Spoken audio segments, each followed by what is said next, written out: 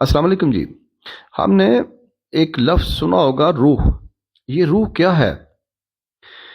तमाम मज़ाहब में इस पे बात की जाती है और साइंस ने भी इस पे बहुत सारी रिसर्च की है, लेकिन बेनतीजा रही। वो साइंस वहाँ तक पहुँच नहीं सकी और बहुत सारे जो मफरूज़े हैं, assumptions हैं, उन्हीं पे उन्होंने अपनी थ्योरी की बुनियाद रखी और फिर उन्होंने इसका इनकार कर दिया।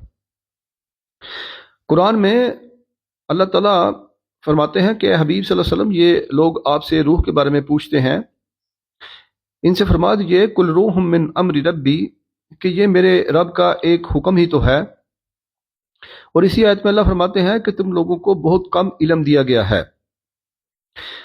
इसका मतलब यह है कि रूह के बारे में अल्लाह ताला ने ये डिक्री जारी कर दी है कि आप रूह को ना समझ सकते हैं, ना आपके बस की बात है।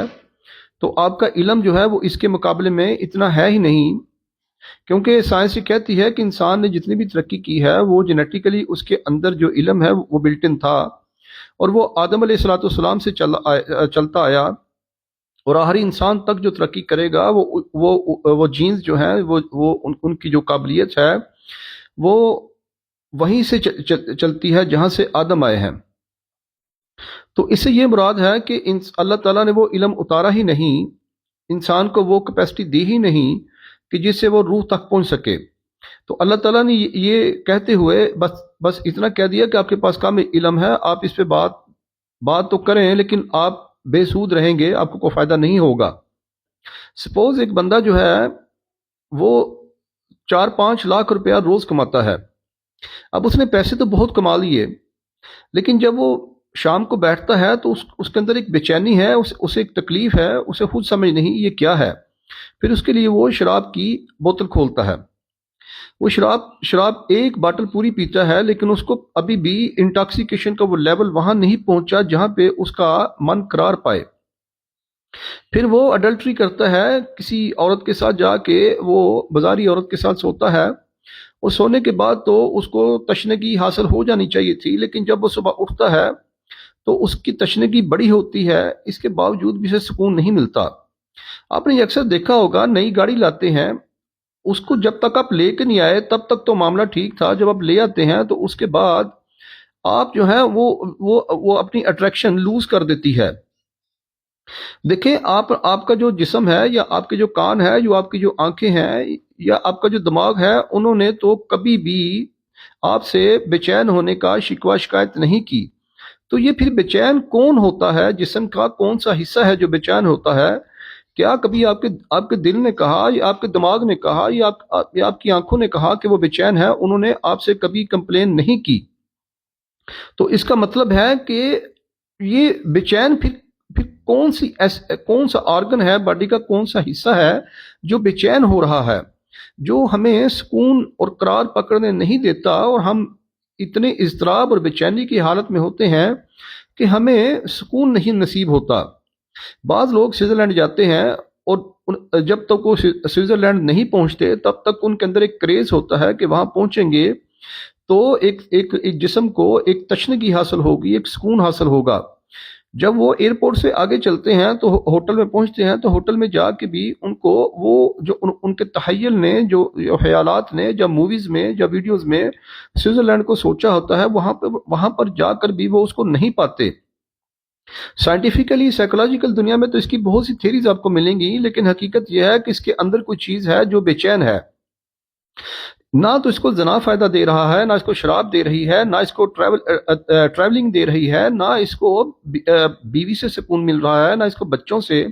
अल्लाह ने इसको बेटे भी दिए, अल्लाह ने इसको बेटियां भी दी, अल्लाह ने इसको रिज्क भी दिया, सब कुछ दिया, लेकिन इसकी रूह करार नहीं पा रही। ये डॉक्टरों के पास जाता है और ये कहता है कि मैं बेचैन रहता हूँ, और बेचैनी की जब डॉक्टर वजह पूछते हैं तो ये कुछ टेंजिबल, को ऐसी वजह सॉलिड ठोस नहीं बता पाता कि जिससे डॉक्टर मुतमिन हो, इत्मीनान पा जाए। आखिरकार वो इसे डिप्रेशन की कुछ मेडिसिन जो है वो प्रिस्क्राइब करके देते हैं। जब वो मेडिसिन खाता है तो उसका एडिक्टिव बन जाता है, जो ही छोड़ता है फिर वो उसी कैफियत में जाता है। तो इससे एक अजम्पशन ये पैदा हुई کہ آپ جس چیز میں آپ نے قرار پکڑنا ہے، جو چیز آپ کو قرار کے لیے چاہیے، اس کا سورس جو ہے وہ کہیں اور سے آ رہا ہے، وہ زمین میں موجود نہیں۔ تو روحیں جو قرار پاتی ہیں، ان کا روحوں کا ڈائریکٹ جو تعلق ہے وہ عرش سے ہے۔ عرش کے نیچے آپ کی روح کی غذا رکھی جاتی ہے، اور وہ آپ کو جب زمین میں بھیجا گیا تو آپ کی غذا جو آپ کے جسم کی تھی وہ زمین پہ رکھ دی، وہ زمین کے اندر رکھ دی، لیکن آپ کے اندر جو اسپرٹ اللہ تعالیٰ نے ڈالی، جو 120ویں دن آدم کے بیٹے یا بیٹی کے اندر ڈالی جاتی ہے، اسی وجہ سے تو جب کوئی بارشن کراتا ہے 120 دن کے بعد، تو اس کے اوپر اس کو جو قتل ہے اس کے برابر اس کی جو دفعہ ہے یا گریوٹی آف افینس سمجھا جاتا ہے۔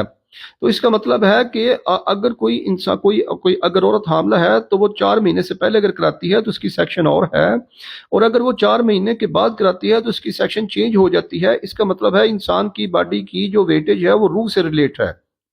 تو جب انسان کی روح کی بات آتی ہے تو وہ جسم کو تڑپا دیتی ہے۔ تو آج دنیا میں آپ دیکھیں جتنی ڈپریشن کی میڈیسن بک رہی ہیں، اس کے باوجود جتنی انسانوں نے ترقی کی ہے اتنی ہی ڈپریشن کی میڈیسن سیل ہو رہی ہیں۔ تو اس کا مطلب ہے کہ انسان کا جسم جو ہے، جو آرگنز ہیں، وہ کسی صورت بھی قرار حاصل نہیں کر پا رہے۔ تو پھر انسان کو یہ سوچنا چاہیے کہ ہمارے جسم کے علاوہ بھی ہمارے اندر کچھ اور بھی موجود ہے۔ وہ جو موجود ہے اللہ تعالیٰ اسے روح کہتا ہے، اور کہتا ہے یہ تو تیرے رب کا ایک حکم ہے۔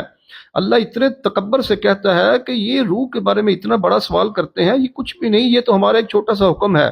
اللہ کا کوئی حکم چھوٹا نہیں، لیکن اللہ اپنی شان کے مطابق کہہ رہا ہے یہ تو ایک ہمارا امر ہے، یہ تو ہمارا ایک حکم ہے۔ آپ جانتے ہیں کہ جب انسان کی جان نکلتی ہے تو جب تک اس کے اندر روح ہوتی ہے تب تک اس کی ایک اپنی اینٹی ہے، اور جب اینٹی اسے ایک نام دیتی ہے، اسے ایک سٹیٹس دیتی ہے، اس کی ایک جنس طے کرتی ہے۔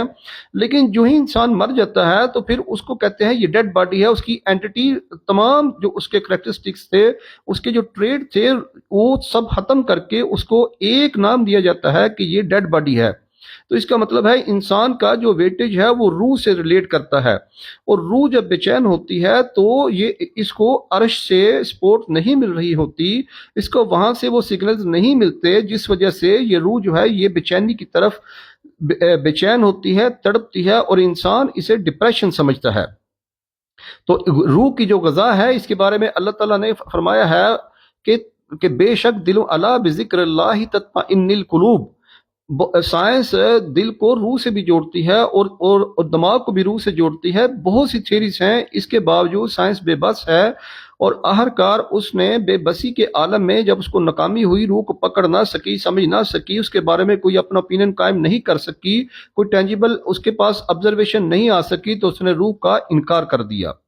تو لہٰذا ہمارا جو مذہب ہے یا جتنے بھی مذاہب ہیں ان میں روح کی بات ہوتی ہے۔ تو روح آپ کی جو ہے وہ اصل ہے، اور روح کی غذا اللہ کا ذکر ہے، اللہ کی عبادت ہے۔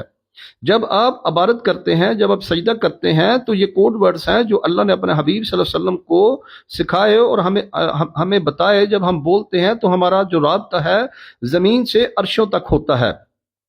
جب عرشوں تک ہمارا رابطہ ہوتا ہے تو اللہ تعالیٰ کی رحمت جو ہے وہ ایک اللہ کی رحمت کو جوش آتا ہے، اور وہ بلیسنگ ہمارے اوپر اللہ شاورز کرتا ہے۔ وہ شاورز جب ہوتے ہیں تو ہمارا جسم، چاہے ہمارے پاس روٹی کھانے کے لیے نہ ہو، چاہے ہمارے پاس لگژریس لائف سٹائل نہ ہو، چاہے اولاد بھی نہ ہو، چاہے انسان بیمار بھی ہو، اس کے باوجود بھی اس کے دل کو قرار آتا ہے۔ تو یہ عبادات سے ہی ممکن ہے، اور اللہ تعالیٰ تک جو رسائی ہے وہ انسان کی فزیکل ممکن نہیں۔ اللہ تعالیٰ تک جو رسائی ہے وہ آپ کی اسپرٹ کرتی ہے، اسپرچولی ہے۔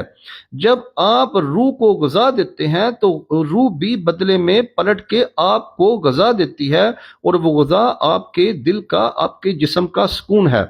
جب آپ کی روح کو سکون ہوتا ہے تو آپ کا مینٹل ہیلدی ہوتا ہے، آپ کا دل ہیلدی ہوتا ہے، آپ فزیکل ہیلدی ہوتے ہیں۔